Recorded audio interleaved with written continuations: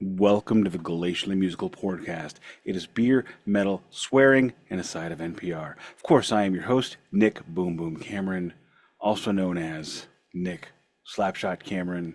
That's not true. I was a goalie. I am joined by my good friend, a man who is always a little round, a little rosy cheeked, Keefy Chorizo. How we doing today, buddy?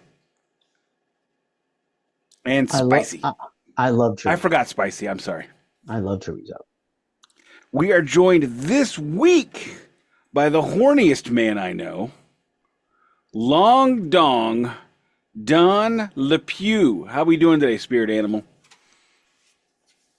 Okay, don't talk.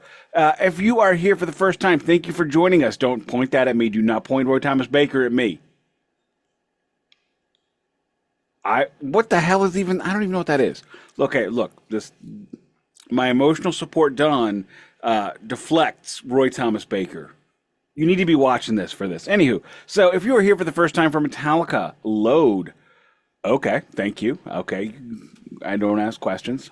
They don't ask how, they ask how many. So what we do here is we do a greeting, beer check, vinyl check, news check, shirt check, meat of the episode. This week we're going to discuss Metallica, live shit Binge and Purge on the Briefly. And then we're going to get into Metallica's return from exile, reload. Keefy, how we doing today, buddy? I'm okay, man. Not home. I did bring the pink lights, and I do have a vinyl check, and but I don't have all my accoutrements today. But I'm You are very looking excited. sexier than I've ever seen. Well, I appreciate that. I'm very tired. I haven't been sleeping too well. I'm having a lot of anxiety issues, but like otherwise, I'm great. I If you had a don't really want nice to, day today. if you want to look super sexy, don't sleep. I think that's what I Perhaps. heard. Perhaps. I'll try that, but it doesn't work for me. Don, you are creepy as fuck. How we doing? Hey, you know what? I mean, it's a dirty horse, but someone's got to ride it, man. You know what I love about Don? Don is just hanging around in the chat, just waiting. Do you need me? Do you need me? Do you need me? And then Keefy's like, Nick hates you. Nick hates you. Let's get Well, Don. Okay, let's get Don. I mean, So, nobody else seems to want me, so you guys are pretty much my throuple now, you know? yeah, okay. Just for the record, I was told. So a friend of mine at work, my retired friend, he told him he had to buy me lunch tomorrow for dropping off the worst customers I've ever had in my life at me. And he's like, "Okay, buddy, we're gonna go to lunch on Friday. I'll meet you at Freddy's by work. Okay, great. But we're going Dutch." I'm like, "What do you mean?" He's like, "You're the one with the rich wife and the bougie trips. All I'm doing is just using my Puerto Vallarta magnetic beer opener, peasants. I'm not bougie. You know what that looks like, right? No. Does Really? it look like a Keith, dick? do you know what it looks like? You're on You're mute, muted, sir. Keith. Because I could be any number of sex. Yeah, any number of sex toys is possible. Yeah. Alrighty. So I'm drinking my totally not bougie Kentucky Bourbon Barrel Stout by Founders Brewing. It is a 12% ABV. So if you enjoy the Keefy as professor and Nick and Don as spoiled children, this is your week. Totally not bougie. It's a stout aged in bourbon barrels for 6 months, right? That's not bougie, is it? I don't know what bougie beer is because every beer to me is just beer. Any beer that doesn't have a stick-on label that you can peel off yourself. What if it costs Should be. $15 for four of them? If it costs $15 for four of them, Is that bougie? I don't know, but it better get you fucked up. It's 12%. It's like three beers. All right, then that's a good deal. Then Don All right, approved. Keefy, what you got? You're on mute again, Keith. These headphones are going to be dodgy. Anyway, I did not hear if you poured your beer. Did you pour your beer, Nicholas? He's pouring now while he's muted. Okay, I'm going to I drink did pour and I'm still pouring. Okay, I'm having a Liquid Death Grapefruit. I was able to find a Liquid Death here in this area where I'm visiting. No class, raw dog. How about you, Don? Raw dogging the Yuengling. Oh, my backup's a Yuengling. This is a Yuengling traditional lager, original amber beer. 5-cent ref Okay, knock it off. We're trying to be tight here. Cheers, finger fudgers. Cheers, everybody. Cheers. And everybody listening, you should be cheersing and drinking too. My vinyl check this week, Don is wearing the wrong shirt for it. This past weekend, I went up to Bloomington, Illinois, and I saw the Baby Rangers act like little bitches to Cade McNelly. It was the first time I've ever seen a team get chippy for 2 games in a row, and then the fighter dropped his gloves and said, "Let's go." And I swear to God, that Bloomington Bison's gloves were Velcroed on like a 4-year-old in kindergarten. Other than that, went to a couple of record stores. Just going to point out, since I'm not going to Bloomington probably ever again, the record stores there suck ass. The first one we went to, and I don't even remember the damn names of the thing. One of them was Reverberation, one of them was Reckless something. The first one, it was uncomfortable to look through because I had to like stand on a step stool to go through the discs. And I'm 5'10". I mean, I'm not a short gentleman. And then the second one had like maybe 200 records in the whole store. So, yeah. But here is what I brought home from the second place. This is the Eagles live. Keefy, look at my record. I see it. Yes. What is That's it? cool. The Eagles live. Which Eagles? Ugh. Who's on it? All of them. No. Anybody worst- notice? What The year is worst the line? number of them. 1980. Okay, that's not bad. Anybody notice anything weird on the spine? OB strip, so it's a Japanese OB preference. strip. OB strip. Which What's an OB OB means- strip? Means dash in Japanese. It means that it's not from America. It is And not then if- Merkin. And if it you is lose not- it, it's worthless. It's not Merkin. It is. It is not. Also, is not as a pube wig. This was $40. Just going to That's- point out, That's $41 too much. it is already in the Japanese roundy bits. In the 60s and 70s and 80s, the Japanese were already using anti-vinyl strips, Wait, is that anti-vinyl only sleeves. is that only rounded on one side and like? Yes, sir. That's crazy. It's Japanese. Leave them alone. No, I like that. It's kind of like it hugs the record. It makes it easier to put it back in. And then there's another one, of course. This is a double disc set. 1970s were the classic era of the double live record. So now, here's where it gets interesting. So, how many inserts do you think are in this damn thing? Let me guess. Oh, hold on. So you got the album inserts, and then you got the Japanese lyric sheet. So I'm going to say 4. You're incorrect, but you're on the right track. I appreciate it. And that's what I appreciate about you. First, we have English lyric sheet, Oh, they went all out. Japanese lyric sheet, Okay. poster, one sleeve, 2 sleeves. Are we done? That's a lot of Eagles. We are actually done. So it's $40, and this is what I would call hyper mega super deluxe packaging in 1980. In 1980, this record cost $38 American. Really? Yes. 3,800 yen. In 80? God. In Jesus. 1980. Yeah, the Japanese, they spend a lot more on home than have for a long time. They spend far more on home entertainment purchases than we do.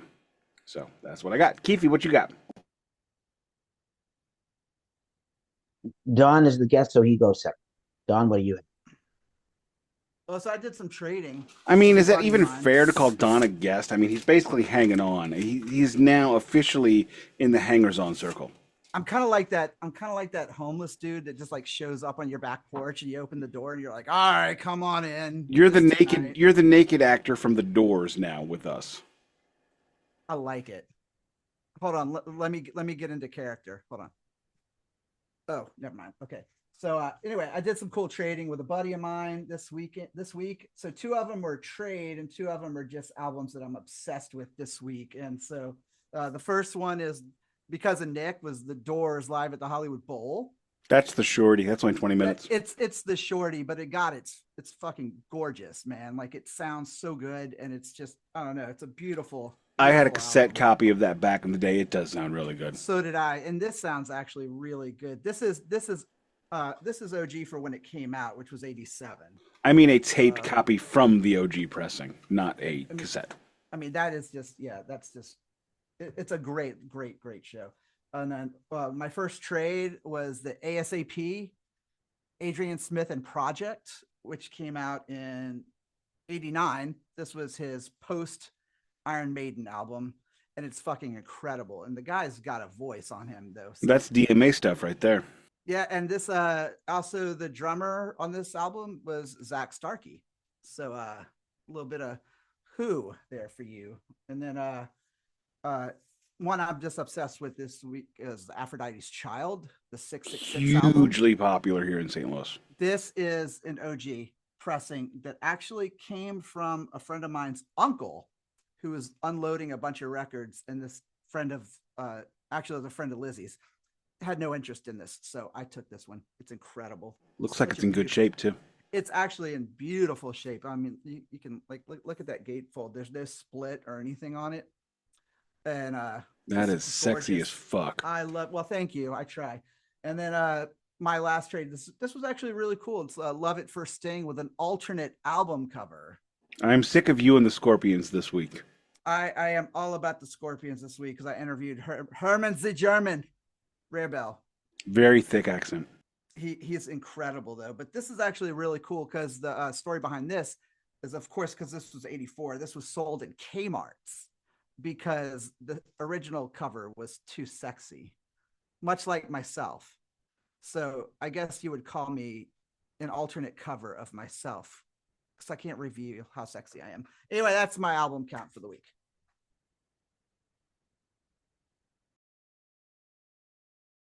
Very good, very good. Well, because I had to improvise and come up with a record for the check. The records I had planned to check, I will check next episode. But I ended up going to Retroactive Records. We've talked about them here on the show before. It is a record store and vintage video game store where they trade, sell, buy games, consoles, and parts. They also have records. It was taken over by a new owner. It's probably the third or fourth owner in the history of the place here in Sassoon City, California, in the East Bay, north of San Francisco, where I'm visiting a friend. And so I picked up an album I had a chance to buy in person a year and a half ago, or a year ago, like over a year ago, and I didn't get to. So here is the album, the self-titled album by Wrong. I went to see the tour of Nothing, Wrong, and Whores. Whores, Nothing, and Wrong.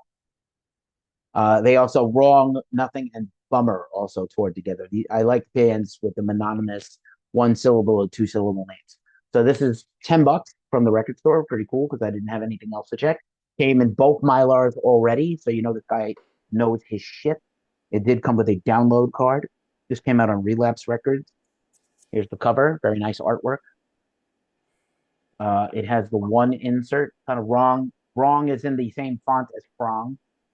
I don't know why this broken bridge photo is a thing, but the backside is all the lyrics from the album. Very nice, very nice. Swimwear, very nice. What year did that come out, Keefy? 2018. Because I was wondering if that was the Pontchartrain Bridge in New Orleans from Katrina. It could be. It very well could be. I should know that, but I don't. Download card already in the fancy Mylar. And here's the plain old. Yeah, there's the bridge. Is that the right bridge? I can't tell. I mean, it may be, but it just made me think of that for some reason. It's a bridge broken in half. It very well could be Katrina related. It is a cool little piece of art, though. I like that. Yeah, for sure. And a cool bit like sludgy noise rock, if you want to know the genre. $10. So at least I have a vinyl deck for today. I'm very proud of myself. $10. That's a good number. That's a really good number. It's Cat. What cat? Okay, don't. What are you talking about? I am not in the right frame of mind for you to be doing this because I'm like, doing what? Now I'm seeing cats. Doing what cat? I mean, as long as you're not seeing the Cat musical from a couple of years ago, that shit was That's the reason the world is so fucked up right now. I saw the actual Cats musical on a Broadway stage. Anyway, I moving on to the news check.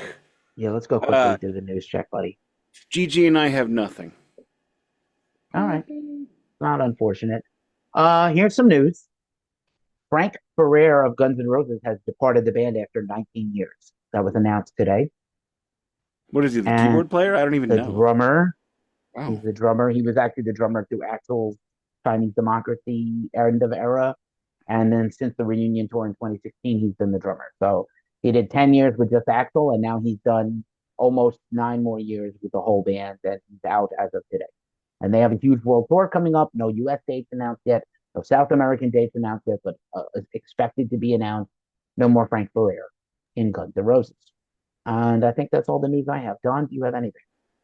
Well, so today's the 43rd anniversary of Randy Rhoads' death. So, All right. So cheers, Randy. Randy. Thank you for one of the greatest versions of Children of the Grave ever. And also Big Black Cadillac. Slick Black Cadillac. Whatever, doesn't matter. It kind of does.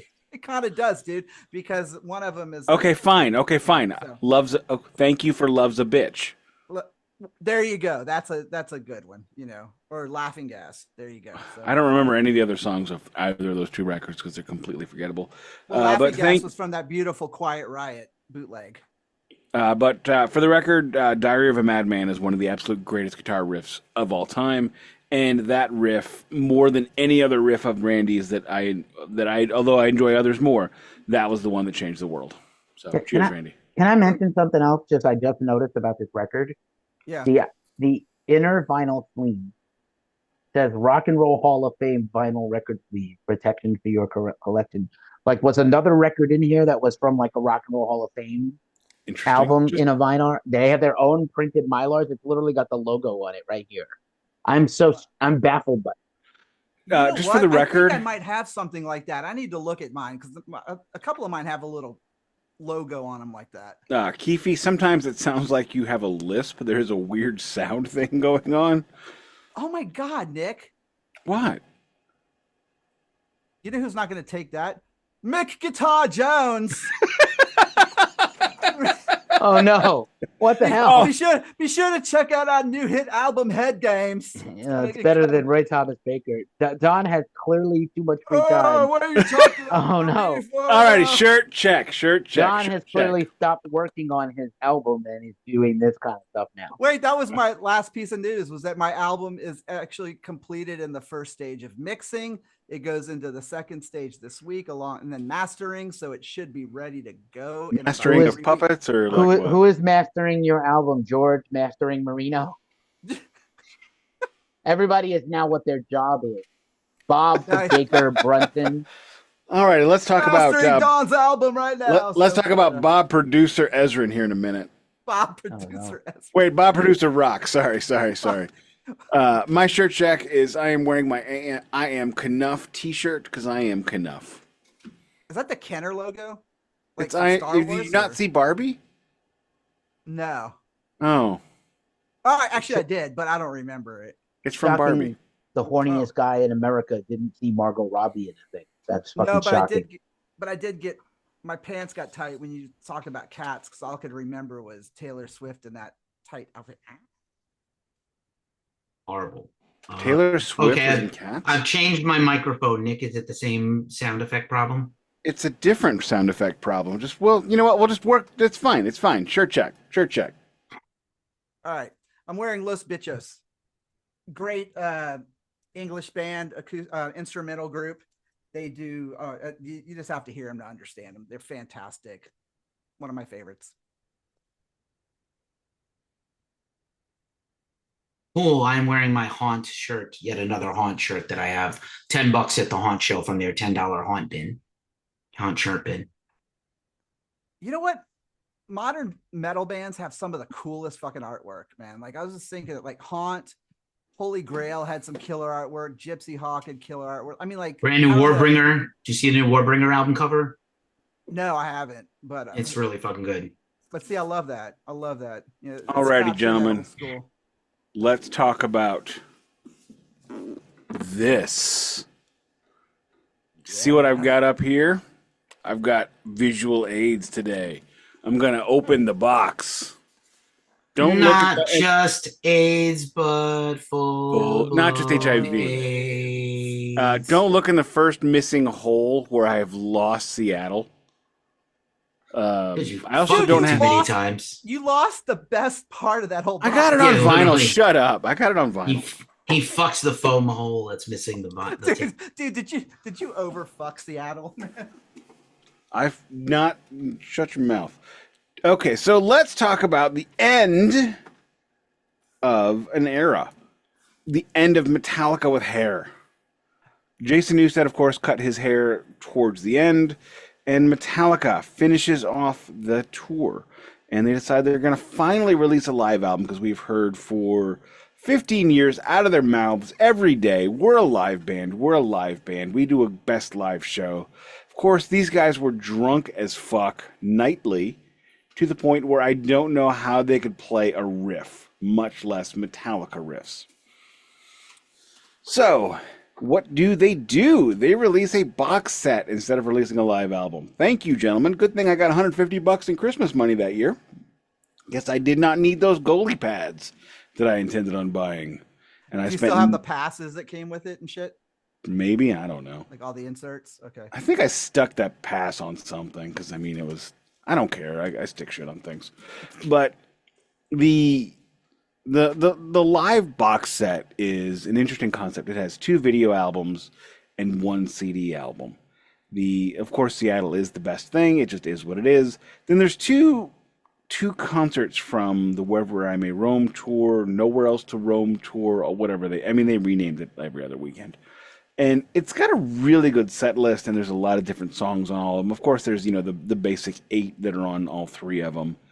But it's amazing how much Metallica, no matter how much they said, oh, we try to keep the set list the same for everybody, that has never been true.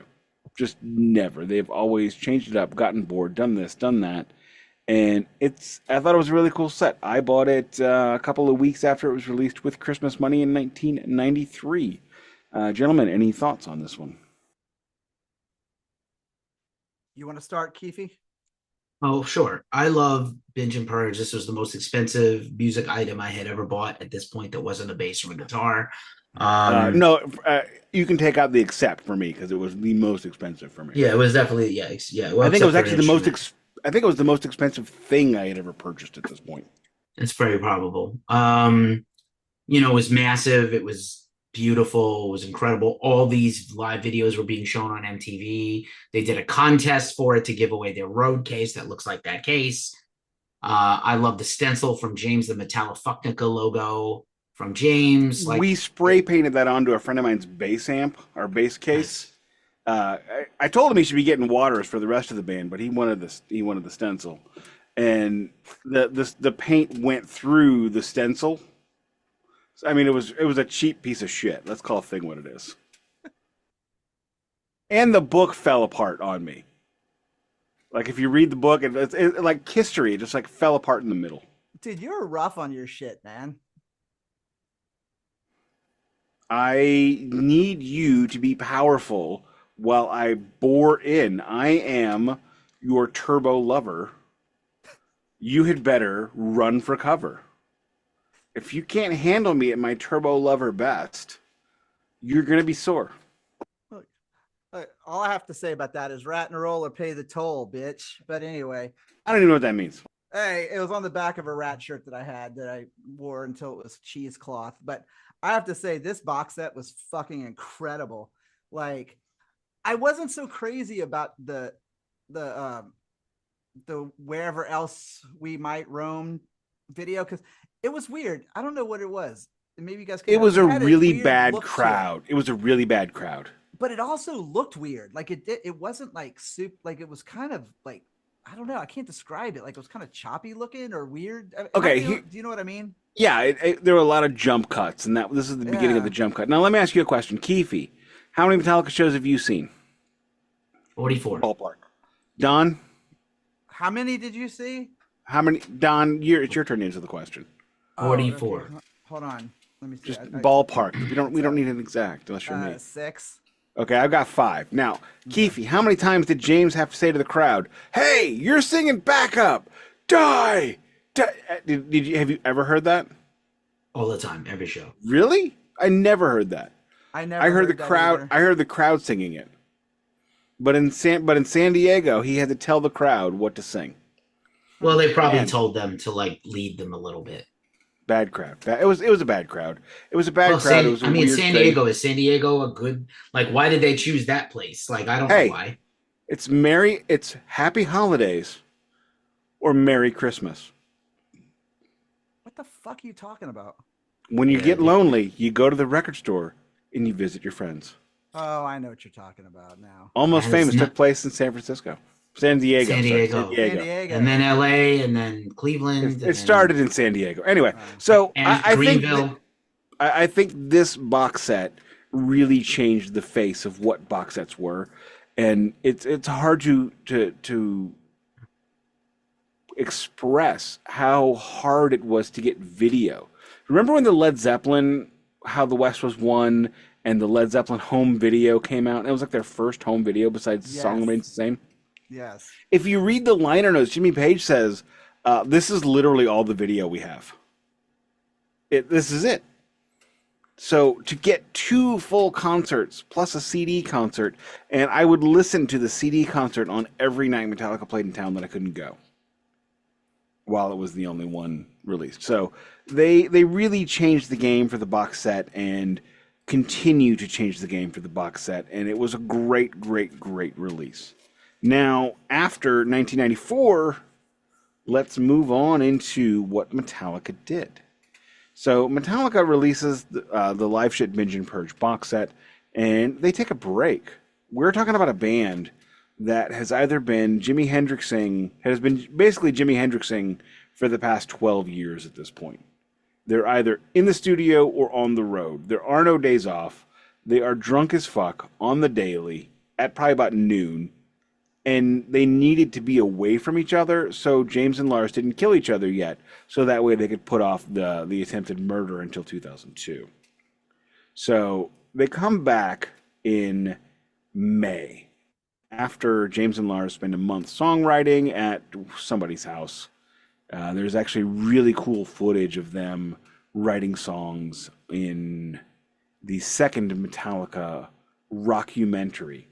And this, I think, is actually the first time we have mentioned the MTV rockumentary series on the podcast. We have mentioned Behind the Music 1,800 times, but not rockumentary. And it was a really cool thing where James is singing over the riffs Lars has put together. And I remember there was a song called, I think, The Dragon, which was never used, so I never heard that again. But they go in, of course, they bring back Bob Rock. Now, what is the amazing, stupendous change in Metallica for this record? No guitar solos? That is incorrect. Okay, that wasn't the album. Okay. That's Saint Anger. Ah, that's what it was. Keefy, what is the difference on this record? What happened? They started copying grunge and stoner doom badly. Okay, I will tell everybody what happened on this record. If you say haircuts, I'm gonna slug you. Ah, no, don't go there, man. Now I'm going to say it. I wasn't going to before because that wasn't it. No, what happened on this record is James and Lars decided, oh my God, man, we are working way too hard on this. Let's let these other guys do some shit. They were finally able to allow a little bit of autonomy for Kirk and Jason.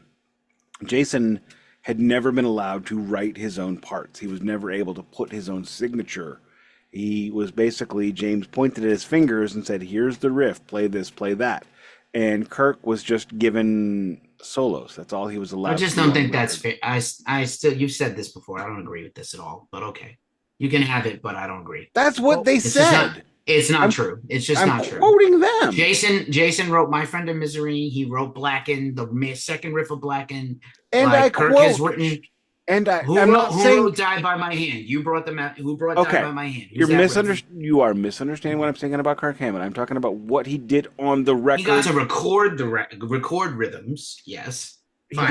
He did not record any rhythms up to this point. He was only Yes. recording his solos. Well, you say contribute, and those are different meanings. Okay, I apologize. No, I'm talking about to the music coming out the speakers. I think he meant collaborate. Stop. Collaborate. Not abortion, Mrs. Cartman. Adoption. Whoa.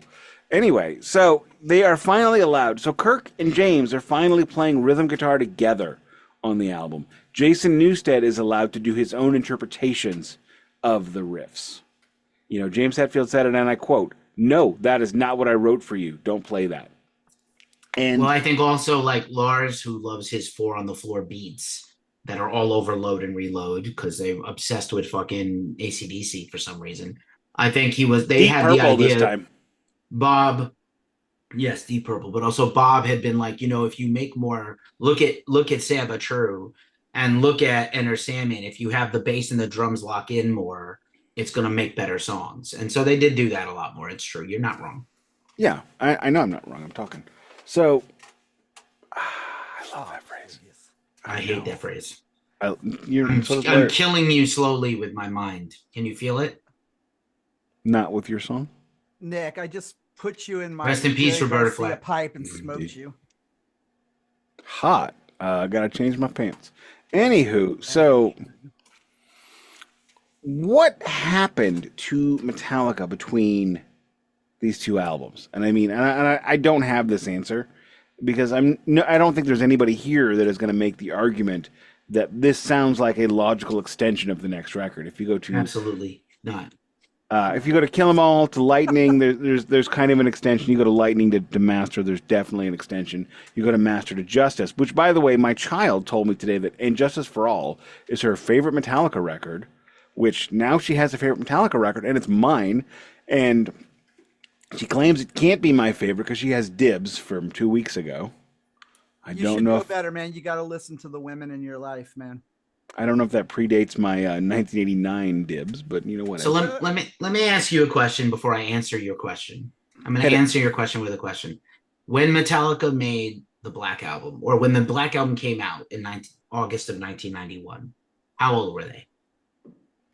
25, I think. And how old are they when Load comes out? 5 years later, they're 30 or turning 30.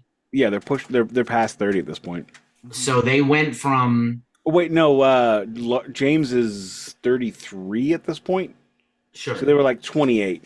Wait, were they only 20? Okay, yeah, I was about to say. I thought they were. So they went from moderately, surprisingly successful underground artists without a song on radio to a couple of covers and losing the Grammy, as we talked about last week, to unbelievable wealth. Yeah. Tens of millions of dollars in just a short span of time. Generational wealth. Not quite then, but almost. Like for them it was, but like Black Album, really. yes. I think Black Album generational. How much money do you think they had on hand in 1994? $15-20 million a guy? Yeah, per guy, yeah. That's generational if you do it right. Well, wasn't that the year they all got divorced too? Like no, 3 of the 4 guys got divorced. They got divorced during the Black Album. Yeah. So yeah, good. They got divorced at the right time. So the Black Album is no one's marital property. I have a quick question for you guys because I know I listened to the episode. You guys did Load last time. I don't know what happened between the Black Album and Load that made them change, because it was like, well, to me it was a that's my question. What happened? Well, not so money. And here's the other thing. So first of all, there was a wave of bands that had already tried to sound like Metallica. Testament, I'm looking at for you. A decade at this point. But like specifically, the Black Album made a lot of bands sound like Metallica, try to sound like Metallica, even worse. Like Kiss. They didn't copy the good things. They didn't copy Master of Puppets and Justice for All. They were copying the Black Album, which isn't. I love it and it's great and it's the record of the decade. But also, especially the metal record of the decade. It's the worst. It's their worst album. It isn't. Stop it. Really? At the time. You need to shut your. I'm not sure that the Black Album is a worse album than Kill 'Em All. That's crazy. Anyway, whatever. I'm making a point. Please let me make my salient point. Sorry. So, Sanctity of My Time. So the thing here is, though, that look at what happened around the same time as the Black Album. Nirvana, Pearl Jam, Alice in Chains, Soundgarden, Mudhoney, single soundtrack, grunge explodes. Also, the glam rock just fucking dies. Also, a lot of thrash bands, when they figured out they couldn't sound like Metallica because they're not as good as Metallica or write songs as good as James and Lars, they were like, oh, we can do what Caius is doing and be stoner rock. Also, at the same time, alternative metal comes around. Rage Against the Machine, Tool. These things are titanic shifts in the musical landscape of heavy music. So even though Metallica broke through with this huge commercial thing, and Anthrax had a breakthrough right after Metallica, by the way, which always gets overlooked, which is why we have to do an Anthrax series, both the Belladonna and Bush years, and then Belladonna again, maybe in next year.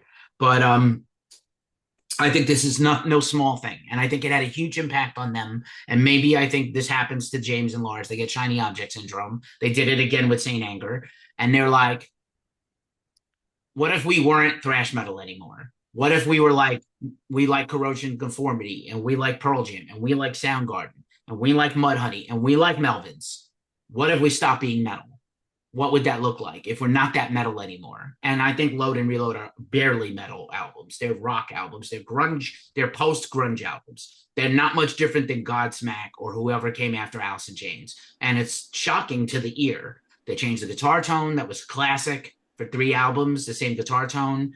They added mids. They added the mids. They took out the scoop sounds, their trademark sound.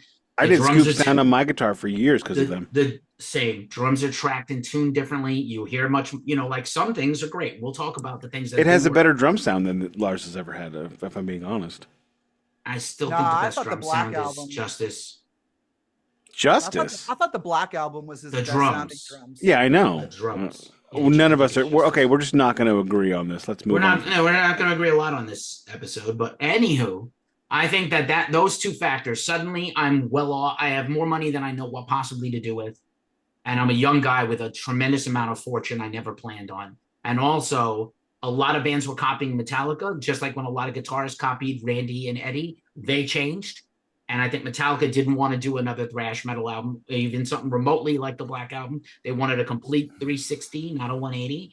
And I think then their other peers also were copying them. So it put them, the Load does put them on their own cat. They're much closer to Alice in Chains and COC than they are to Testament and Anthrax and Death Angel. And they're closer to Pantera's Far Beyond Driven.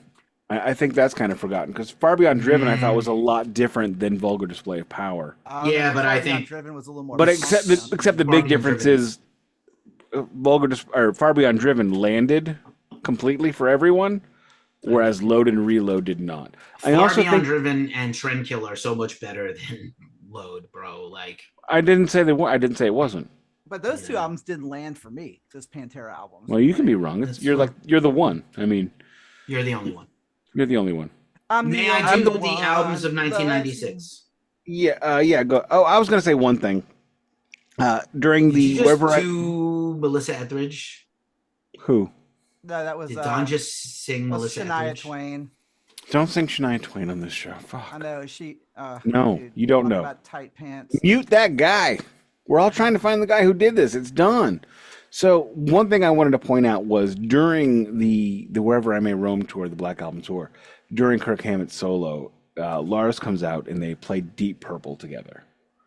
They did a Deep Purple song, and around this time, during that tour, during interviews, during all that stuff, they're really beginning to talk about their history with Deep Purple and how much they love Deep Purple. And in post-mortem years of Load and Reload, they just kept saying, hey, we were listening to a lot of Deep Purple at this time. And that is kind of what drove our songwriting. And I think that, if you look at proto-metal, there's a lot in common between proto-metal and post-grunge. It's all very nebulous. So that's what I'm going to say. Keefy, go ahead and do the albums. Sure thing, Bob. I just put back on my Wi-Fi. The best albums in rock and metal in 1996 are as followed. I'm going to try to do this in a kind of seamless fashion since I don't have my home set up. Just a yay or nay. I have it. I like it. I don't like it. Please don't expand on that beyond Three that, words okay? tops. 3 words tops. I have it. I don't have it. I like it. I wish I had it. Those are your 4 choices. I'll give you 4 because I'm a kind and benevolent God. October Rust, typo negative. Personally love it. Don't have it. None So Vile, Cryptopsy. No. That's a shame. The Jester Race, In Flames, second record from them, very key. Classic melodic Swedish death metal. Elegy by Amorphous, great album. No. Morning Rise, Opeth, incredible. No. Probably the best album by Neurosis, unfortunately now canceled, but Through Silver and Blood, great album. What in the fuck? I haven't been able to say one of the four things, so I slurped. Yeah, I don't appreciate it. Dusk in Her Embrace, Cradle of Filth. No. The Great Southern Trendkill, Pantera.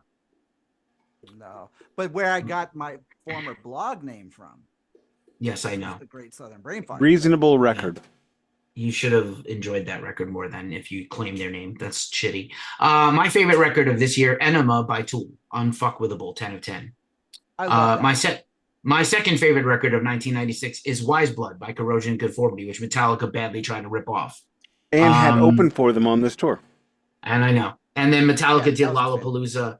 Metallica did Lollapalooza, and they did.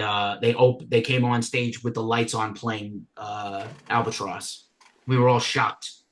Marilyn Manson's best album, Antichrist Superstar. Not his best album. Absolutely. Roots, Bloody Roots by Sepultura, the last album with Max Absolutely. Cavalera. Fantastic record. Nick is not a fan. Dope Sick by I Hate God. My new music with my band is kind of sounding a little I Hate God. I love I Hate God, but I'm from New Orleans, so you kind of have to. But Too many words. Love them. The band Sentenced with the album Down.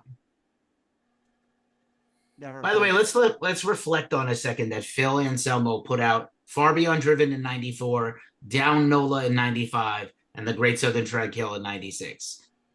Holy shit. And then 101 Proof. Satyricon, Nemesis, excellent record. Probably neither of you are fans of. Pagan Terrorism Tactics by Acid Bath, coming back to life this year as a reunited band. Nevermore's The Politics of Ecstasy. Absolutely. Immolation, Fantastic record. future podcast subject, Immolation, here in After. I was really checked out of this year. I was too. Apparently. But I don't remember half of these. Yeah, well, I mean, if you didn't know Tool, Corrosion, Conformity, and Pantera, something's off. I knew some of those, and I those. hated some of them. Samael, The Hounds of Hell, Passage. That's a pretty solid record. Petitioning the Empty Sky, Converge's debut album. Not for either of you, but I'm a fan. I saw Converge in a VFW hall in Salem, Mass. in like 1999. It's one of my favorite things I've heard today. Perpendicular by Deep Purple. I don't remember this album. I have zero recall of this. Look, if it's not Glenn Hughes and David Coverdale or Ian Gillan, is it even Deep Purple? And do I even have to care? The answers are no. And it's not a good record. The Halloween, The Time of the Oath. Past prime. Here's probably the first one. Dries? Yes. Here's Okay, the first cool. one for Dawn. Carcass, Swan Song. That album sucks. I was so Ouch. sad about that album. Sorry, that was 7 words. Sure. Death's Head, not 7 words, 7 bullet points. Death's Head Extermination by Crisis. Great band. Great album.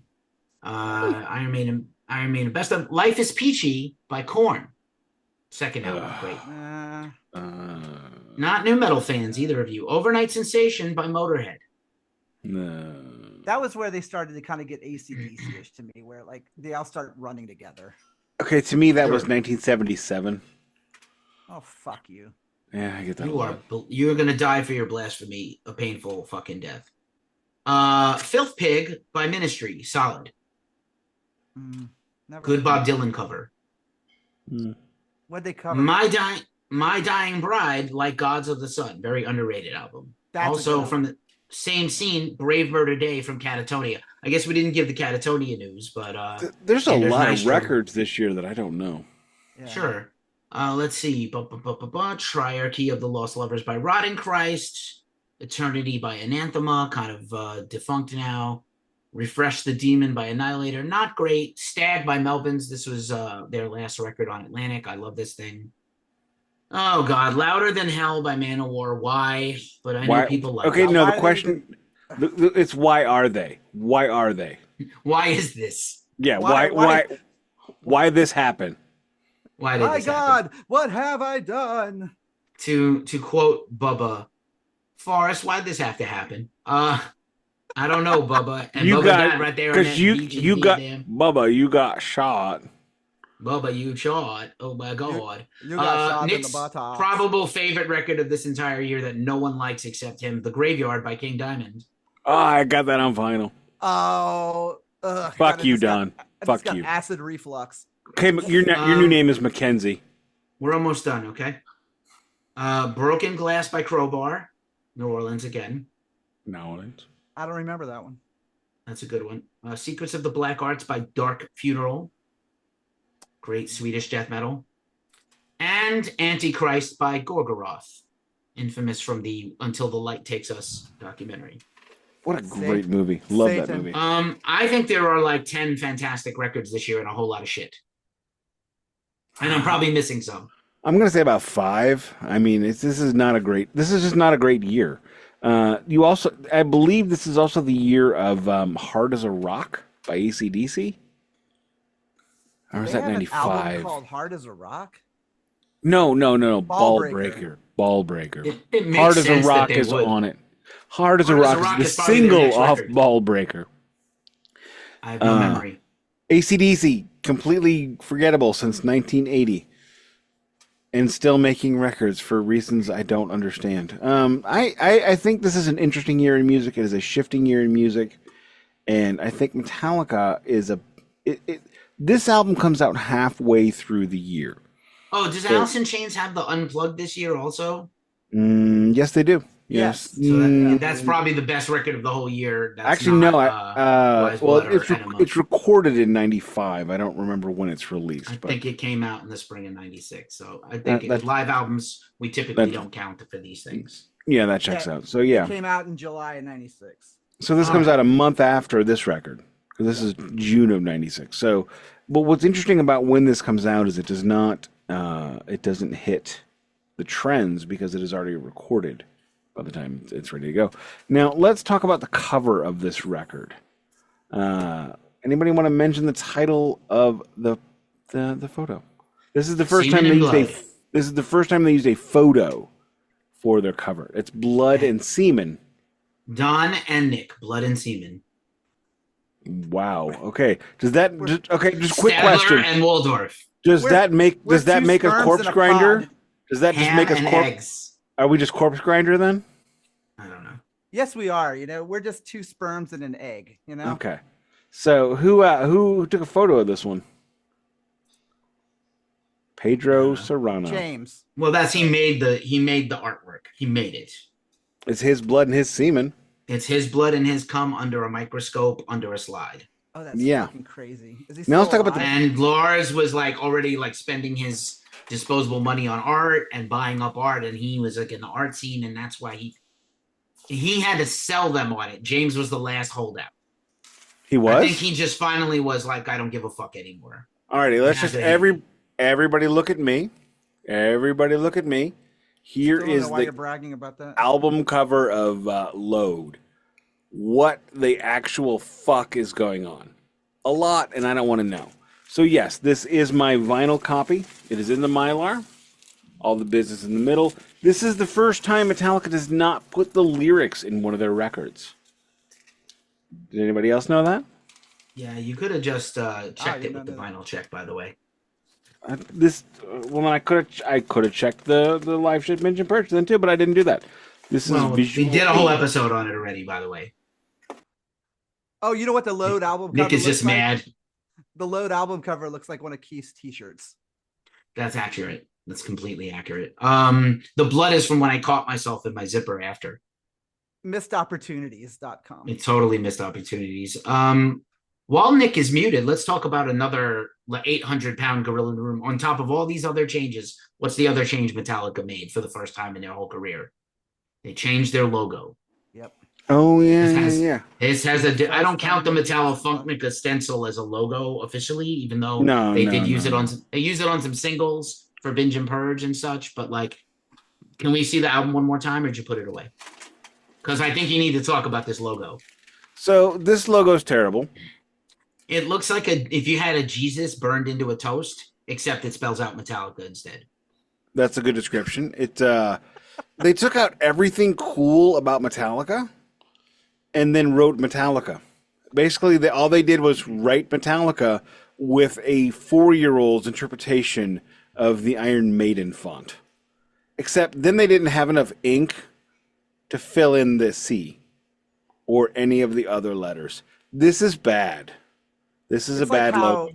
It's like how I wrote the Metallica logo on my notebooks. This is what 4-year-olds wrote, how they wrote the Metallica logo after seeing the Sad But True video. Now, let's talk about the back cover. Because the back cover does something Metallica has never done, and I'm going to decide, and it may not be true, that they have never done since this era. I'm including Reload. If you look at the back cover, they are dressed up.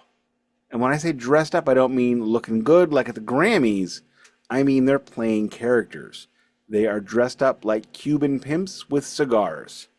Apparently at this time they all became cigar smokers, but Jason, and if you look at the photo, Jason hates them all. Jason is very, very angry. You can tell because he's right here, and he thinks all these guys are dicks. And when you watch the behind the music, you can tell he thinks all these guys are dicks. Thoughts? So I did have a thought about the logo. Like, to me, I associated that with them trying to distance themselves from their past efforts. Like, you know, I mean, I hate to go back to the haircut, but like the haircut and the change in logos, things like that, like I feel like was just them trying to just sever their ties with their past.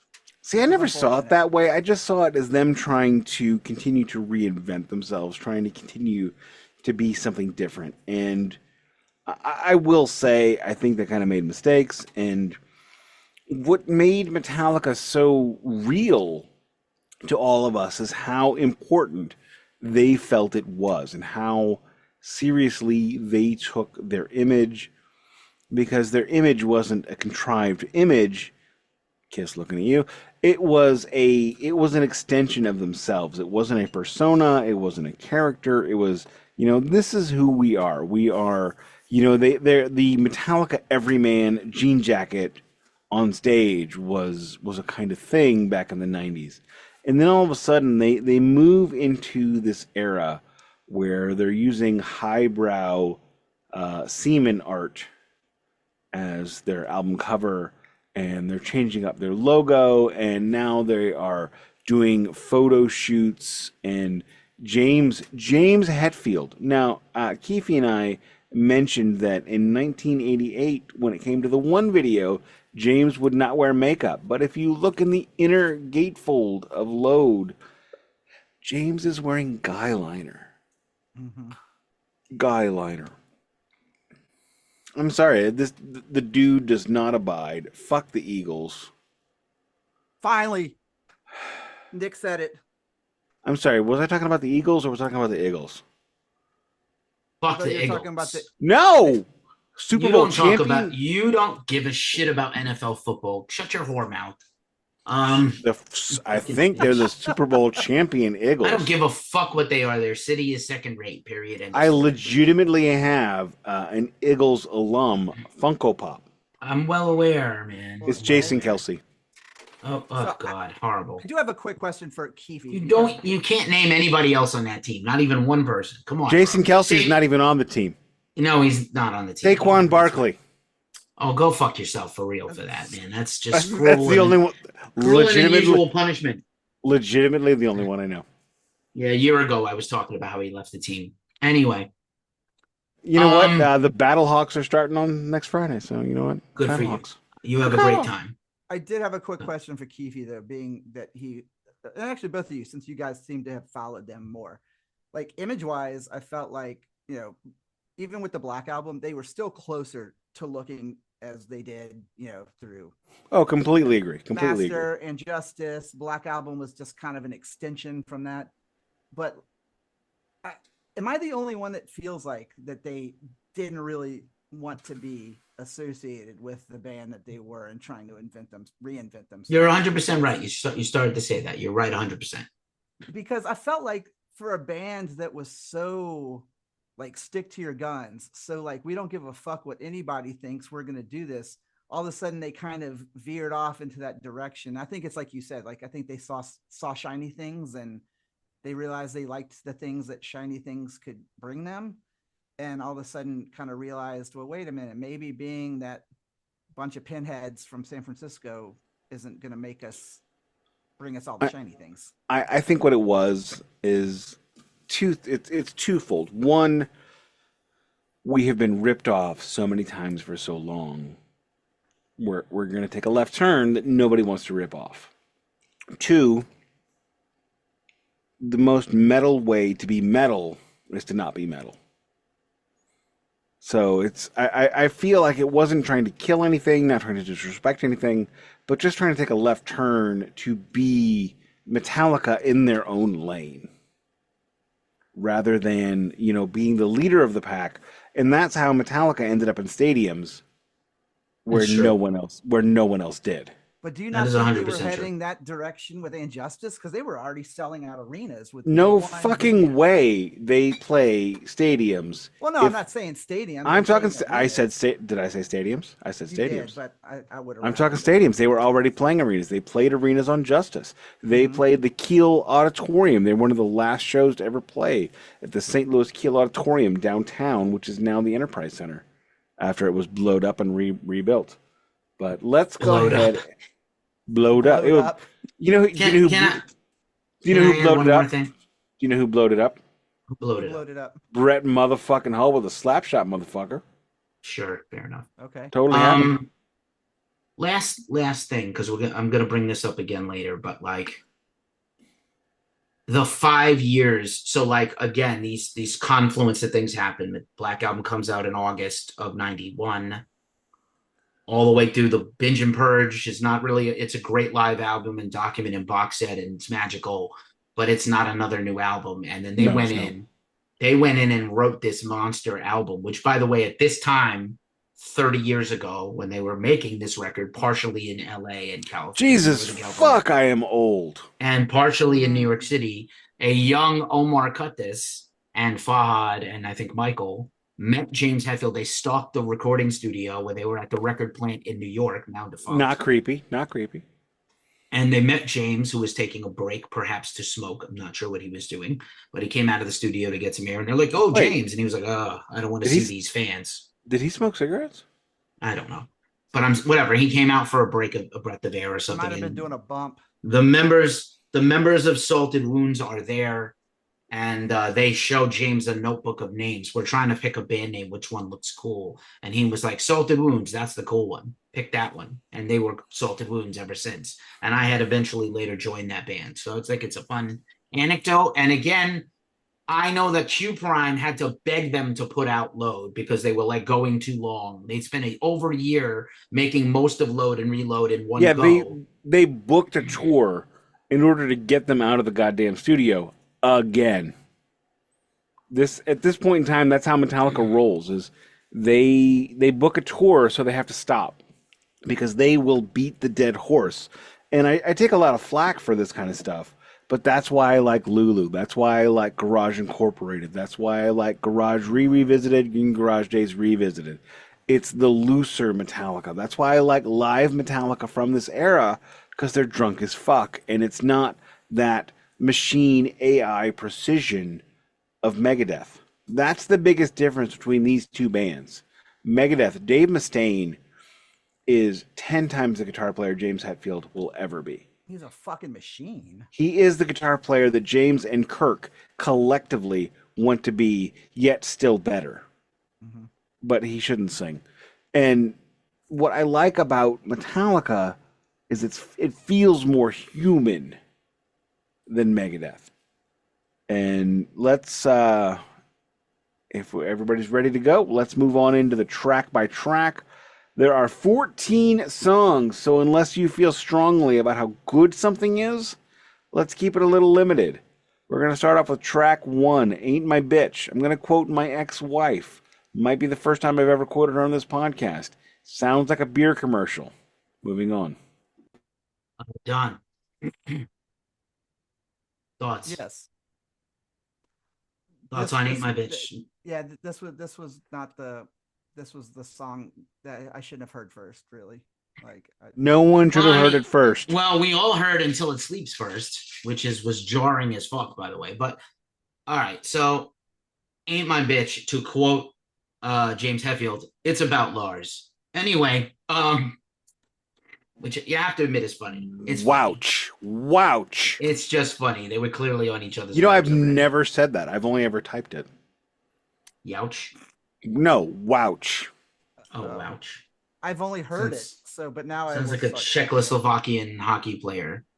No, that's Shay. By the way, did you know about this? That there was like a celebrity hockey game in Russia, and Putin scored 8 goals, and then they played what's the Chili Pepper song? What is that terrible song? I don't know. Something California. They played in California. Yeah, there we go. He scored 8 goals in one game, and they celebrated him with a fucking parade. Wait a minute. Now, okay, we're gonna president of Russia. We're gonna get like Trumpers now loving us now that we're praising Russia. Whatever. Let them subscribe. I don't care if they like us or not. As long as 900 of them, as long as over 900 of them subscribe, I'm fine with it. Then whatever. Let's move on into 2x4, which was the first song from this album that I heard, because I was into the bootleggers, and this is the best song on the record in Nick's humble opinion. I love Kirky Wawa, and this is the first time we get a Wawa riff out of him, and this is the first time he finally channels that full-on Jimi Hendrix, and love it, love it, love it. It just reminded me of like they were just trying to be COC. I felt like by the time this song came in, again, we're only 2 songs in, I started to kind of feel like I was losing them, 2x4 is a terrible attempt at trying to do Walk. I'm pretty sure they heard Walk and they saw Pantera and they were like, that thing. Down and down and down, down and down, down and down. Sucks. I think like these lyrics are not good for these first 2 songs. I don't hear the guitar tone anymore. I hear a completely different band. Here's the thing that I want to talk about for this episode, and I'm going to bring it back at the end. Is this a good song for any other band, or is this a good Metallica song? And does it belong on a Metallica record? Yes. Barely. Hard. So hard, yes. Like you love 2x4. I knew that already. Like a 9-inch hard-on with a cheeseburger, yes. It's not that good a song. Yes, you're wrong. You're wrong. Look what we just had with the Black Album. Even if you don't like half of it, it's still the songs that are great are 10 of 10, 9 of 10, 9 of 10, 10 of 10. And then this is 10 of 10. It is not, bro. This is one of 2 10 of 10 songs on this record. Absolutely not. 10 of 10. Absolutely not, bro. Moving on. And take your medicine. Wrong. Moving on. The House That Jack Built. Not. No. I like the lyrics and the singing on this one. And I will say that I had noticed that James, if you just listen to the song and you never heard Until It Puts Me to Sleep, you knew that this song has very good vocals and lyrics. Also not a good song. Not a very good song. It's a bad song. It's like a 4.5 for me. Moving on into the first single, the song we all heard properly the first time, which is Until It Sleeps. I like this song. I don't love it. It is not high quality. I'm going to give it a 7 out of 10. I don't know that I've heard them play this live more than once. They didn't play this when we saw them, did they? Keefy? No. Okay. Done. I actually think it's the best song on the album. I don't know why, because for someone who didn't love this direction, maybe it's because it was, I don't know, it was like a little bit of the Black Album kind of tonal to it, but it was dark, and I don't know, there was something about the tone of the song I thought was good. I liked the atonality of the song. The video was based off of a painting, which was a description of hell. Yeah. Which all of the clergy at the time really came down on until they noticed that the artist put himself in the painting. And then it was okay. Fantastic. I did not know that. But I think it's a strong song. To quote Just Maui, like welcome.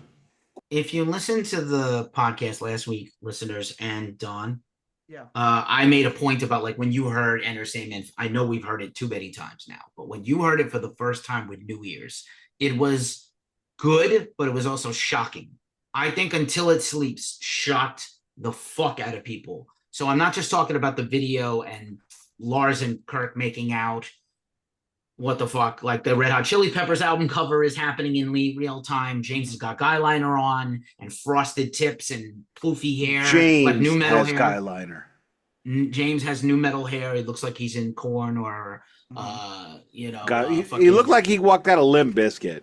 Yeah. a little bit. A little. Well, Limp Bizkit isn't out yet at this time, by the way. So That's not the point. We can talk about it. Yeah. Okay. He's pre. The He's semi-firm biscuit. The guitar tone is completely radically different with no crunch in it all. No metal. It's atonal. They're not. It's an attempt at an alternative rock song. I still think it's a very good song. Maybe Agreed. it's an 8 or a 9. It's a beautiful lyrics, great singing. It's about his dad's. It's about his dad's cancer. Yeah. And it's also like Lars playing that. There's the third song with this like boom, bat, boom, bat. Lars beat, like being an amazing. The first time Lars is an accompanist rather than James's left leg, ever. I don't know. I thought that was a great song, and again, I think you were right. I think it's the tonality of the song, like it completely different, but yet it still sounded a little familiar to me. You know what I Correct. mean? Like, yes. And when I heard this, everybody's like, "Oh my god, this is terrible." I'm like, I love this. I love this song. I don't love it as much now. Could have been on the Black album? Do you feel like this could have? Yeah, maybe. Yeah, it would have the arpeggio would have had to been a little bit more melodious, because there's a note in that arpeggio that's out of key, and that's what gives it the signature sound. There's one out of key note. If it were on the Black album, they wouldn't have had the out of key note. Let's move on to King Nothing. An amazing song. Still love this today. No notes. 10 out of 10. Love it. I loved it. To be honest, I probably would have been happy if I would have just heard these two songs. I might have actually gone and seen them live too. You know, great song though. Really good. I love the build up, like how it comes in with that kind of that fading drone. The only Metallica song that does that. The only one. Well, no, Blackens does it. No, it does not. This starts off with the drum beat. No, it starts off with the guitar. No, it starts starts off with the guitar, drum, bass, guitar, James. Yeah, guitar. Kirk Hammett's guitar, and then Jason's bass, which his bass tone is marvelous. Yeah, it's almost like a we're sorry we fucked you over 2 albums ago. You can now be heard incredibly well on this. King Nothing is a 10 out of 10. It is the second best song on the record. I probably would have I would have sequenced this much differently with like King Nothing, Until It Sleeps earlier, and all these shit songs at the end. Let's try to save some time so we can all do a sequence of this. I would like to sequence the 2 of them next week. Maybe Don will have to come back. I don't. Okay, fair enough. Okay, moving on. Let's move on to Hero of the Day. Let's not. Hero of the Day is a good song. It's not a great song. It's a great non-Metallica song. It's got a really cool bridge. 6 out of 10. Done. I give it a 0 out of 10. All right, Don's done. I have never liked. Yeah, I just go ahead, Don. It was it. I don't know everything about it. Actually, I wonder if the video made it worse for me. The video is so much worse. It's so bad. The kid and I are listening to this, right? And I said, "Do you want to get messed up?" She's like, "What? Go YouTube the video for this one. It'll mess you up." And she went, "No, my kid is fucking brilliant because she knows when I'm bullshitting. You assholes don't." When is she going to be a guest on the show? I don't think never. Her face cannot be on here. Her neither her face nor her name. So I never liked Hero of the Day. I acknowledge listening back to it now. I can see why so many people love it. Somebody today told me they love that song. Love it. I think James sings really well, and lyrics are Might be his okay might be his best vocal performance. on this record up to now. That's Ooh, fair. no, I thought it was Until Sleep. I No, like always. the ending. The ending is a very sloppy attempt to thrash it up at the end. Wait, Finally, did I some riffs. Is that not what I meant? Was that when I meant the bridge? That's That the one? ending. Yeah, I It's love not that. It's not quite that good. As good as you just made it sound. It sounds much worse. Wow, because I'm awful at this. Like something anybody in a like. There's nothing on here. I'll get to it at the end, but like it's just boring. The song bores me, and I like the melodic singing, but like I've never liked this song ever. All right, once. all I right, really all don't right, like it. all right. Can we Is it now? is this a good Metallica song? And the answer is no. Can we get our dicks out now? I've got mine out already. Because No, it's thanks. bleeding me. If you don't get your dick out on this one, Well, you Fuck. need to go to see a doctor and get a shot for that thing then. yeah, this is the best song on the record. This is the best Metallica song of the '90s. Nailed it. 11.5 out of 10. You went too far, but okay. I don't Go ahead, even Don. know who you are anymore, Nick. I feel like our Kirky relationship is a lie. motherfucking Wawa. Nick Hyperbole Cameron. Go ahead, Don. None of that was hyperbole. I do hyperbole, but not today. Yet, later. Yeah, soon. today you did. And you know I'm very rarely speechless, but like I don't know. This was a good example of me thinking that they were kind of grasping at straws, trying to be something completely different. And I don't know. This is kind of, again, like I said earlier, this is kind of where I started to really realize it sounded like that they just didn't like themselves. Like We are enemies now. I thought we were always enemies, but we're just having like a secret love fest. It can be three things. Y'all are some weird motherfuckers. Bleeding Me is the best. Bleeding Me, I love you guys, but you're some weirdos. Bleeding Me is the best song on the record. It's the best song on Load and Reload combined. That's what It's I the said. best song until probably something off of Death Magnetic, honestly. Best lyrics, Broken best Beat and singing. Scarred beats it. Don't think so, no. But okay, You're we'll wrong. get You're there wrong. next year or later in the year. I don't know yet. But maybe we have to do Pantera next, and Don will just have to listen to that and get educated. But then we're gonna have to deal with the backlash of doing Pantera. But Bleeding Me is a 10 of 10. It's marvelous. That's what I No said. notes. I love I when said they you do called me live these hyperbole. days. You did. Okay, moving on to The Cure. Not necessary. Done. No. Yeah, I got nothing. No. Yet another attempt at Walk or Sad But True again. And not good. 5 of 10. Okay lyrics, and they named a whole tour after it. You're going to give this a 5 out of 10. You're going to call this I am gonna give this a mediocre. 5. Yeah, this is extremely mediocre. That's 100% true. You think it's mediocre. you Is that think what it's the name of that this tour good? was? Is It's that not the about name that of the good. tour? It's just not. Mediocre. I don't even think it We just rises said it's to a bad year for music. We just went through all that 47 I know. albums of the year, and Alice in Chains Unplugged because we don't do live albums. But I was like, This thing is not. This song does not rise to the level of mediocre in a shitty year. Song is Okay. bad. Yeah, that I'll it's- let you it's- have. I don't yeah. know about the Moving rest of on. your- Speaking of bad, let's move on to the next track. Poor Twisted Me. Fuck Oh, this God. noise. No, Done. man. Metallica trying to groove. Like not- Metallica not- trying to not be like into it. sad and groovy. No, feel ways about things that are like political and angry. No, not this. Tell me you never listened to Caius and Tool without telling me you never listened to Caius and Tool. Okay. All right, we're going to move on to Wasting My Hate. The best part about this song was that Waylon Jennings inspired the title. The worst part about the song is the song.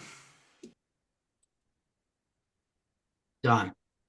I actually thought the song was kind of cool structure wise. Like I didn't love it lyrically, but like I thought structure wise it was kind of cool. It had some cool changes to it. It had some peaks and valleys.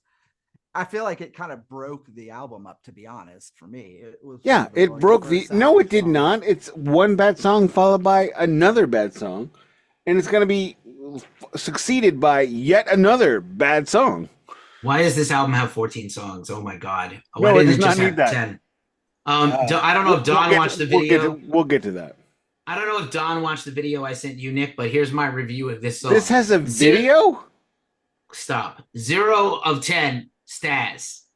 0 stars. All right, moving on. Mama said. You know what Boston University, 5 stars. 5 stars. I'm gonna pack the cat. Hang on. Oh my fucking god.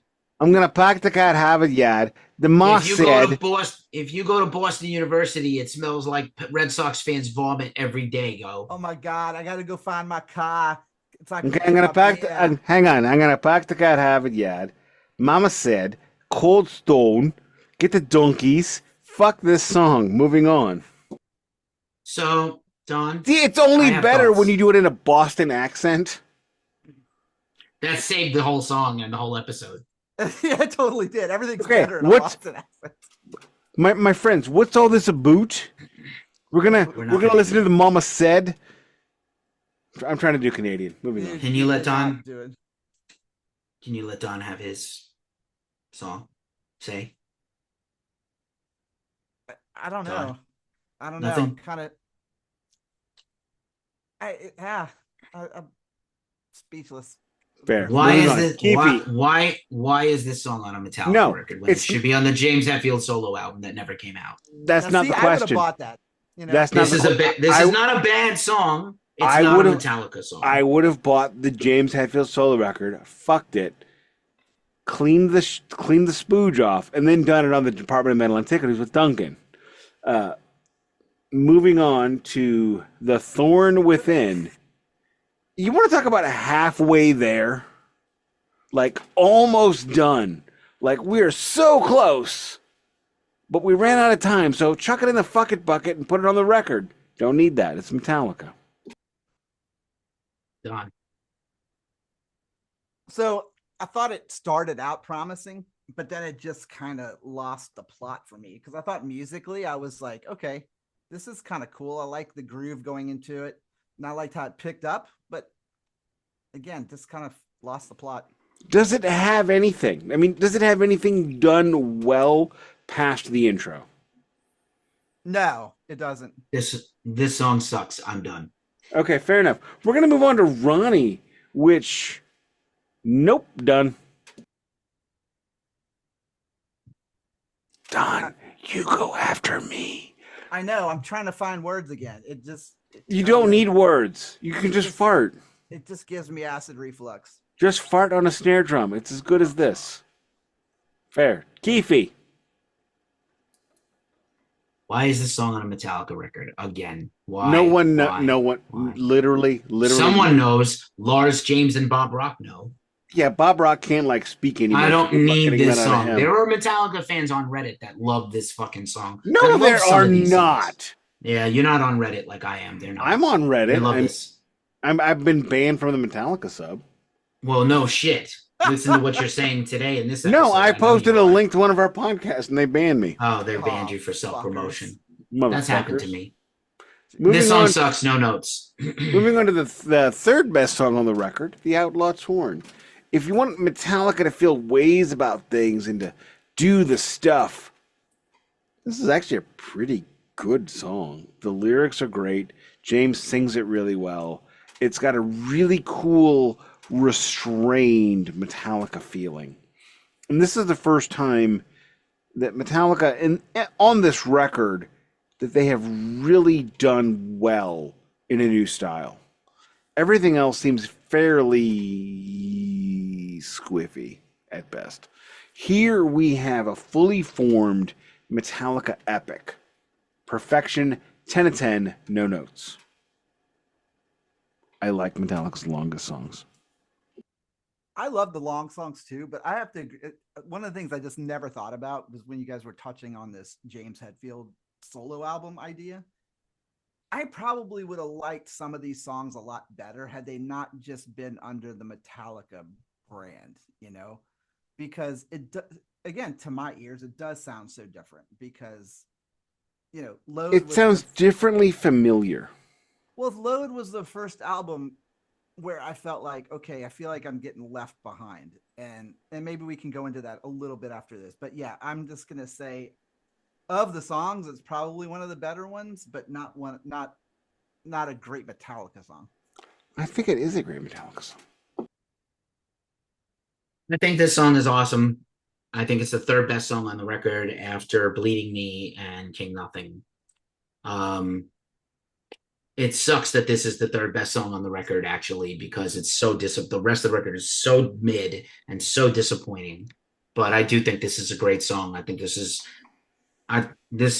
would have been a good closer on any configuration of this record. That I like the long song at the end or toward the end. That makes a lot of sense. At Cthulhu and Orion, it kind of makes sense, right? Orion, things that come later. Right. Agreed. And but also like the folly of this record is insane. Like this is some completely wild shit. And so I would like to normally I hand it over to Nik to just kind of start the ending pontification, but I'm gonna do it this time. I'm gonna start it, and Nik, then Don, and then Nik last, and Nik, and then I think I take us out, or Don maybe he's practiced and he can take us out. We'll see. Probably not. So yeah. You're probably high. Are you so high, probably, Don? Yes, very much. Look so. at me. Is the sky blue? Look at me. Going down the hall. Oh, he's high. Does a bear shit in the woods? Jones is also high as fuck too. The fact that there's a Mick Guitar Jones puppet shows he's fucking high. This and guy's it's been high for days. We're gonna go make head games. All right. Don always puts the paddle down too soon, so no one saw you do it. The problem is, Don, when you come here, I'm going to ask you to bring them. And the problem is, Don. And I'm going to have a friend of mine over that has 2 confirmed kills. I think the third one should be Sid Barrett. Done. It should be done. Third one. Oh, if we do a third one of these. Wait, I thought we were talking about one for each of us. Nik is Nik Guitar Jones, Nik Podcast Cameron. You're clearly Roy Thomas Baker. I want to be Sid Barrett, like mentally ill. I'm sorry. I thought we were disassociating. I'm sorry. I thought we were talking. Roy Thomas Baker. I thought we were talking about a confirmed kill for my friend on Don. I don't want to hear about that. That's extremely violent. And why would you I've died a bring million times. You can't kill shit. I never died before, but I never stoned the crow. I need to stop talking. God damn. Okay, Don, mute yourself now. Nik, mute yourself now. Fucking fuckface. Anyway, Don still hasn't muted himself. He doesn't care. He's gonna keep talking. All right. So here's the thing. Is Load a bad album? Mostly. Is it the worst Metallica album? No. There are 2 or 3 others. The real problem is I don't have a problem with the band changing their, Tiger can't change its stripes, right? I don't have a problem with them going in a different direction. Everybody's copying us. Grunge, who are we in 1996 with billions of millions of dollars and untold wealth and limited studio time, which no one else has? And we can do pre-production for months and months and months and do Woodstock and play in Antarctica and all these crazy things, which comes later. But it's too much change. No thrash metal almost. The only song with a good guitar sound is King Nothing, and the last one, James learned how to sing and write good lyrics, really introspective, good lyrics for the first time. Not enough Kirky wah-wah. Good to hear Jason play bass. These songs are mid as fuck. It's a change the logo, weird avant-garde art album cover. The music video where 2 guys are making out. It's just, are they making out because they want to make out? Or are they making out because let's be challenging and weird and unconventional. I hate everything about it. Change the logo. I would say a friend to the show, Curtis Dunlap, my best friend in the world, often used to say that Metallica, like no tattoos, all black, long hair. That's Metallica. That's everybody's Metallica. And as Jason said in the Behind the Music, next time you see us in the Black Album, rocking all over the world, doing the Black Album stuff. It's still being pretty metal with a little bit of softening. Then the next time you see us, we're wearing $800 pimp suits with cigarros, and maybe we've lost our edge and our mojo. And to paraphrase, so it's too much change. I don't need James Hetfield experimenting with 100 guitar amps. I want the fucking even. Some of these songs would have just benefited from the old Metallica sound on these songs. At least it would be like, oh, it's heavy. At least Ain't My Bitch is heavier. Not this attempt at sad Aerosmith dad rock. So not a great record. Don DeLamont, what do you say about Load in hindsight? So in hindsight, listening to it after all this time, I did come away a little more optimistic about it. Like I thought the sound was better than I remembered it. I thought overall mix was good. I like how it sounds. I still am not sure, and I've never done my homework to find out how many Metallica fans like myself didn't stay on the train, so to speak, for as long as it took to get through these other albums. But to me, the strong songs are strong songs, and they do sound like Metallica songs somewhat, but as a whole, I just think it's kind of flat for me. That is a great description. Keefy, I agree with you. If they had had that classic Metallica crunch, a lot of these songs would be better. As much, and this is the first Metallica record that I purchased contemporarily. It's the first one that I was, waiting at the record store, Streetside Records on South Grand at Arsenal, which is now a Qdoba, to buy this, and I just wish it was better. And it's about a third of this is fucking brilliant. A third of this is okay. And a third of us is terrible, which makes that what, Keefy? Please don't make me say it. It's a 30-30-30 record. So I'm not sure. It's definitely not a 30-30. It's definitely like a. It's definitely not. It's definitely like a 30-70 record, actually. Whoa, 40, no. Yeah, 40-60. No. Ain't songs. My Bitch, Hero of the Day, The Cure, Wasting My Hate, and Thorn Within are totally perfectly mid songs. You refuted me. You think this is mid? Which one? Which one? Whatever, man. It just doesn't. Ronnie is terrible. No. Poor Twisted Me. Poor Twisted Me is not mid. It's not that good. The Cure is mid. That's the problem. It's we're not arguing about what's great. We're arguing about what's not terrible. And what a disappointment to be discussing Metallica in the same terms. Oh my God. Yeah, I mean, I don't know. I'd almost have to say I'm sorry. Did I just turn an amazing phrase? I think I did. Thank you, gentlemen. So with that, I think we can all agree that this album, by any metric, regardless of how apologetic or unapologetic you are, Load is a disappointment. It is frankly a disappointment. It has, I think there's a good 35 minutes of amazing quality. And then there's the other 43, which it doesn't matter if you think half of that's good and half of it's not. It's another 43 that you don't want or don't need. So this record has as much quality as the Beyond Magnetic EP. Lovely. I don't recognize Beyond Magnetic as an official release. I'm sorry. I won't. What was that? Was that a bootleg? Or no, a fucking EP. It's an EP that they sold in Europe on tour. I have it on vinyl. It doesn't mean it's legitimate. No, it's legitimate. They released it in America on CD and vinyl. They did not push it because it's not spectacular. It's 4 tracks from the Death Magnetic sessions that did not make the record. They decided, we can make a couple of bucks if we release this. I bought it. Download it from Napster and press it. It's pretty bad.